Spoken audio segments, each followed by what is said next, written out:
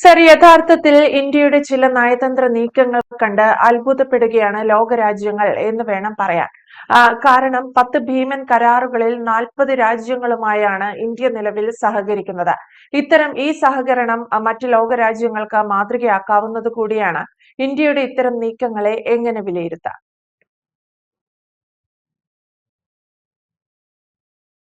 India ഇന്ന് ലോക രാജ്യങ്ങളുടെ മുന്നിൽ അത്ഭുതപ്പെടുത്തുന്ന രീതിയിലാണ് ഓരോ കാര്യങ്ങൾ ചെയ്തുകൊണ്ടിരിക്കുന്നത്. കഴിഞ്ഞ 10-60 കൊല്ലം ഇന്ത്യ ചെയ്തിരുന്നതുമായിട്ട് യാതൊരു ബന്ധവുമില്ലാത്ത അത്ഭുതപ്പെടുത്തുന്ന രീതിയിൽ മിറാക്കിൾ എന്നൊക്കെ വേണമെങ്കിൽ പറയാം, ആ തരത്തിലാണ് ഇന്ത്യ കുതിച്ചു വരുന്നത്. ഇന്ത്യ അടുത്ത തെരഞ്ഞെടുപ്പിൽ ജയിക്കാൻ വേണ്ടി, വോട്ട് പിടിക്കാൻ വേണ്ടിയിട്ടൊന്നുമല്ല പ്രവർത്തിക്കുന്നത്.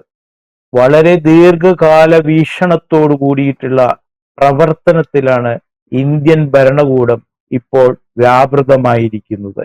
അതായത് ഒരു 10-100 കൊല്ലം, 50-60 കൊല്ലങ്ങൾ കഴിഞ്ഞാലും വലിയൊരു സംഭവം, വലിയൊരു വളർച്ച ഇന്ത്യയിൽ ഉണ്ടാകണം എന്ന ലക്ഷ്യം വെച്ചുകൊണ്ട് തന്നെയാണ് ഇന്ത്യയുടെ ഓരോ പ്രവർത്തനങ്ങളും ലോകരാജ്യങ്ങളുമായിട്ട് സഹകരിച്ചുകൊണ്ട് ഇന്ത്യൻ ഭരണകൂടം നടപ്പാക്കുന്നത്.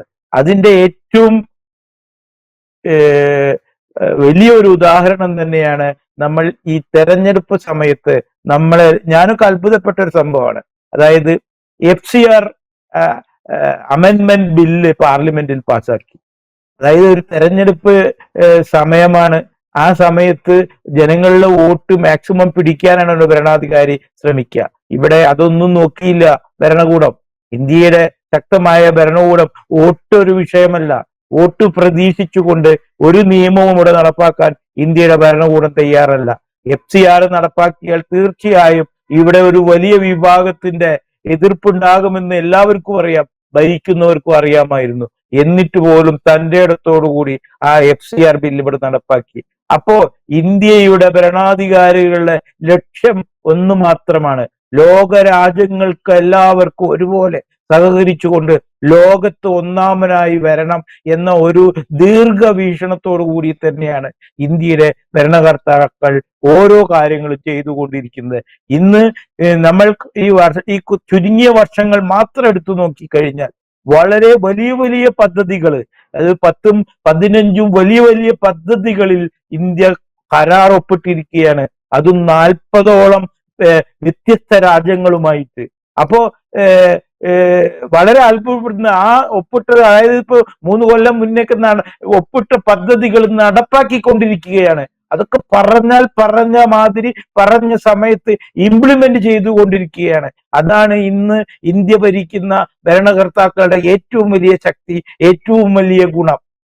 2005-ലും അല്ലെങ്കിൽ 1995-ലൊക്കെ ഇതേപോലെ വിദേശ രാജ്യങ്ങളെ വിളിച്ചു വരുത്തി ചായ കുടിച്ച് വലിയ പാർട്ടി നടത്തി കരാർ ഒപ്പിടും. പക്ഷെ ആ കരാറ് പൊടി പിടിച്ച് അവിടെ ഇരിക്കുകയുള്ളൂ, ഫർദർ ഒരു സ്റ്റെപ്പിലേക്ക് പോവാറില്ല. പക്ഷെ ഇന്ന് അങ്ങനെയല്ല.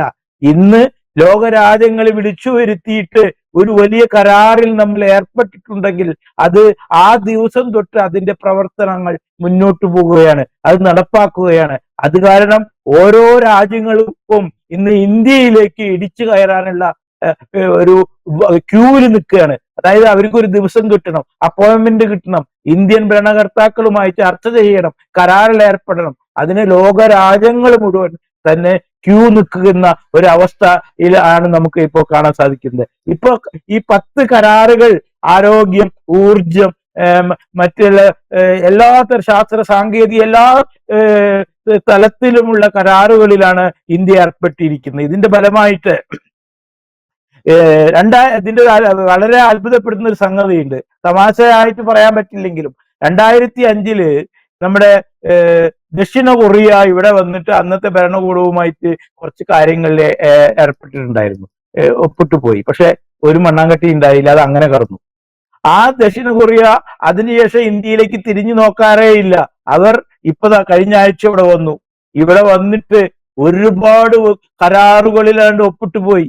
അതായത് അതിൽ ഏറ്റവും പ്രധാനപ്പെട്ട ഒരു കരാറ് ഞാൻ മനസ്സിലാക്കിയത്, ഷിപ്പ് നിർമ്മാണശാല, ലോകത്തിൽ തന്നെ ഏറ്റവും വലിയ ഷിപ്പ് നിർമ്മാണശാലയുടെ ഒരു കരാറിൽ ഒപ്പിട്ടപ്പോൾ വിത്തിൻ 3 days, അതാണ് അതിൽ അത്ഭുതം, വിത്തിൻ 3 days തമിഴ്നാട്ടില് 33,000 കോടി രൂപയുടെ ഒരു കപ്പൽ നിർമ്മാണശാലയുടെ പ്രാരംഭ നടപടികൾ ആരംഭിച്ചു കഴിഞ്ഞു.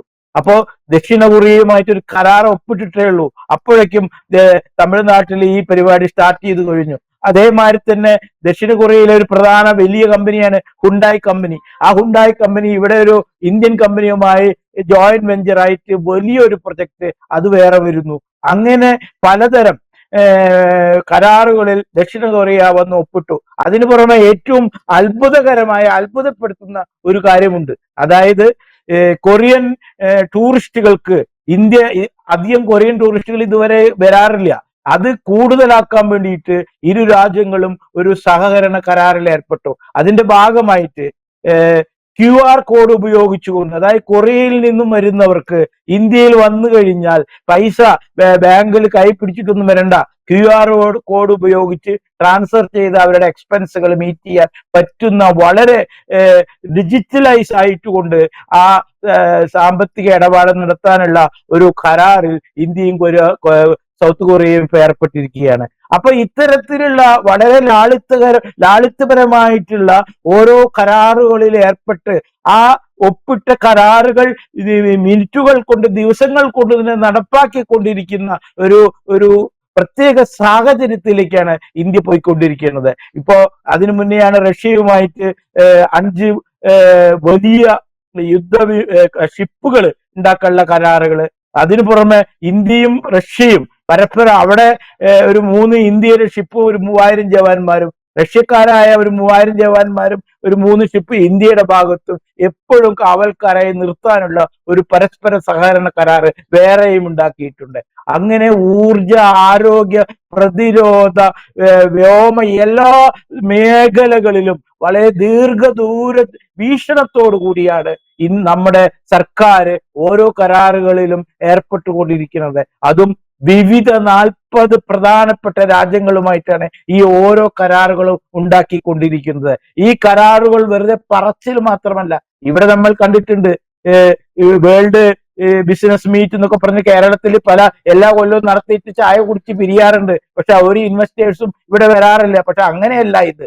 ഓരോ രാജ്യങ്ങളും ഇവിടെ ക്യൂ നിന്ന് വന്ന് വലിയ വലിയ കരാറുകളിൽ ഒപ്പിട്ട് ആ പറഞ്ഞ കരാറുകൾ ആ ദിവസം തന്നെ നടപ്പാക്കുന്ന മുന്നോട്ട് പോകുന്ന തരത്തിലാണ്. അല്ലാതെ പണ്ട് തറക്കല്ലിട്ട് പോവും, പിന്നെ ഒന്നും ഉണ്ടാവില്ല. അപ്പൊ അത്തരത്തിലുള്ള ഒരു ഇന്ത്യ അല്ല ഇന്ന്. പറഞ്ഞ വാക്ക് പറഞ്ഞ പോലെ നടപ്പാക്കുന്ന പുതിയ ഇന്ത്യ, പുതിയ മുന്നേറ്റം, അതാണ് ഇന്ന് ഇന്ത്യ.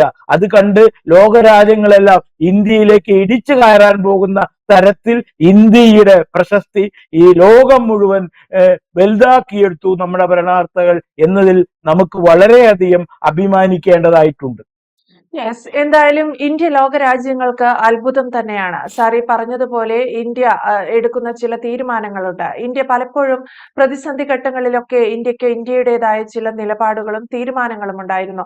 ഇതിനു മുൻപുണ്ടായിരുന്ന സർക്കാരുകളുടെ കാലത്തൊക്കെ നമ്മൾ കണ്ടിട്ടുണ്ട്. ഒരു കരാറിൽ ഒപ്പിട്ടതിനു ശേഷം പിന്നീട് എന്ത് സംഭവിക്കുന്നു എന്ന് നമ്മൾ കണ്ടിട്ടേയില്ല. പക്ഷേ ഇന്ന് കേന്ദ്ര സർക്കാർ ചെയ്യുന്നത് അങ്ങനെയല്ല. ഒരു കരാർ ഒപ്പിടുകയും ആ കരാറിൽ എന്തൊക്കെ കാര്യങ്ങളാണ് നടത്താൻ ഉദ്ദേശിച്ചിരിക്കുന്നത് അതൊക്കെ ആ രാജ്യങ്ങളും നടത്തുകയും നയതന്ത്ര ബന്ധം കൂടുതൽ ദൃഢമാക്കുകയും ഇത്തരത്തിൽ ഇന്ത്യ സുഹൃത്ത് രാജ്യങ്ങളാക്കി വെച്ചിരിക്കുന്ന രാജ്യങ്ങളുടെ എണ്ണം ക്രമാതീതമായി വർദ്ധിച്ചിരിക്കുന്നു എന്നതാണ് ഈ 10 കരാറും 40 രാജ്യങ്ങളുടെയും മുഖ്യ കണക്കുകൾ നമ്മളെ സൂചിപ്പിക്കുന്നത്. വ്യക്തമാണ്. Thank you Jaishankar sir.